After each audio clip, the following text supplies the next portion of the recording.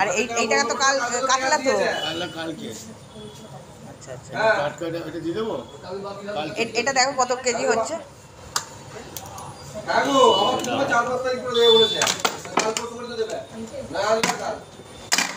একই দামে দেবো। 200 গ্রাম হচ্ছে। 200 গ্রাম কত? 250। 220 না টাকা। তুমি তাহলে ওইটাই দাও, ছোটোটাই দাও। ওইটাই দিই। মাছের দাম আছে না? কত দাম? এই মাছগুলো 200 টাকা। আজ মঙ্গল বলছে কি মাছের দাম আছে, নিয়ে যেতে পারবো না, আর ওতে প্রচুর দাম।